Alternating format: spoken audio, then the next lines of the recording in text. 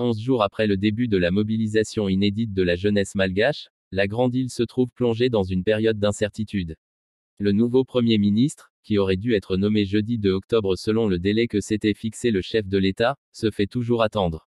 L'équation à résoudre pour former un nouveau gouvernement est extrêmement complexe, explique Christiane Rafidinarivo, politologue, chercheuse associée au CEVIPOF Sciences Po et qui a codirigé l'ouvrage Démocratisation de la démocratie, mouvements sociaux, institutionnalisation citoyenne et mobilisation numérique. RFI, la nomination attendue d'un nouveau gouvernement peut-elle calmer la colère? Dans quelles conditions? Christiane Rafidinarivo, le président Andry Rajoelina a différé la nomination d'un Premier ministre et la formation d'un nouveau gouvernement.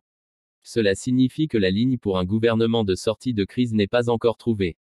Cela est dû à un constat, le rapport de force se durcit avec les manifestants parce que le mouvement s'élargit aux sociétés civiles, aux fonctionnaires, aux élus.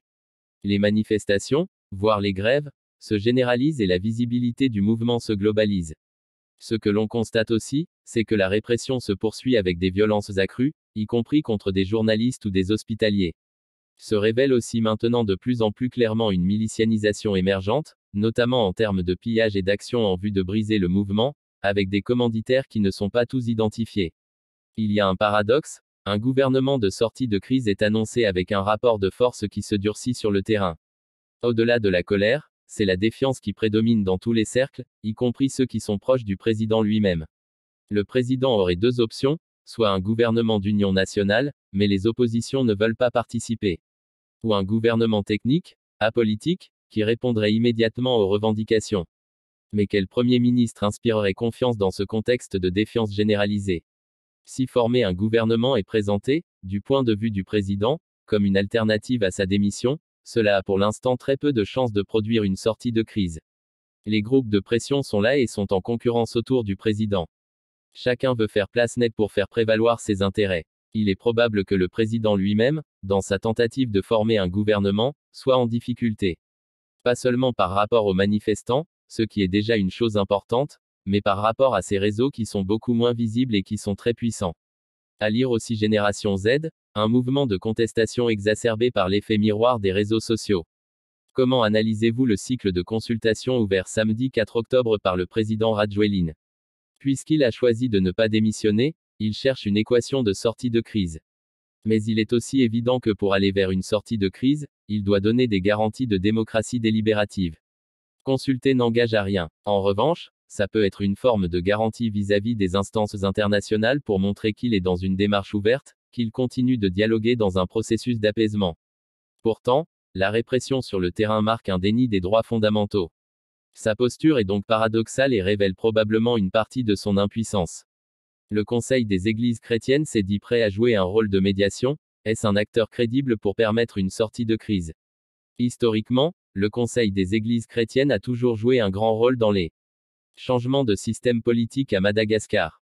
Il est fidèle à lui-même quand il se propose comme médiateur. Cela correspond aussi aux attentes de la population.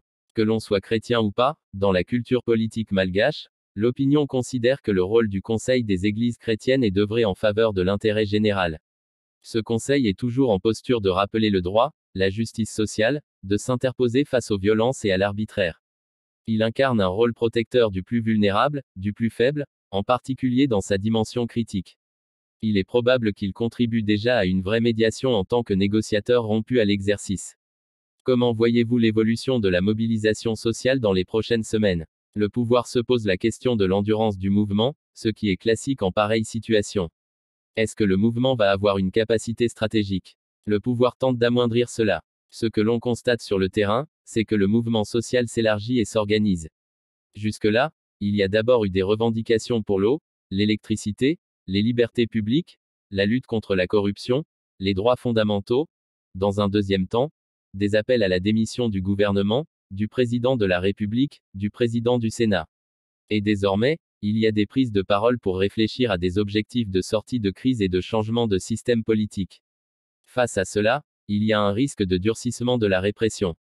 La crainte de tous, c'est celle d'un choix stratégique consistant à monter le conflit entre malgaches pour rester au pouvoir. Cela va dans le sens des intérêts des entrepreneurs de sécurité de toutes sortes. Après 2009, on a favorisé la formation d'entreprises de sécurité pour résorber les milices. Quand on remet cela dans le contexte international actuel, on comprend qu'il y a des entrepreneurs de sécurité liés à des États ou non. Dans ce schéma-là, ces entités vont chercher à pallier les forces légales étatiques qui sont fragiles ou divisées actuellement. Les questions d'ingérence sont donc remises sur le tapis.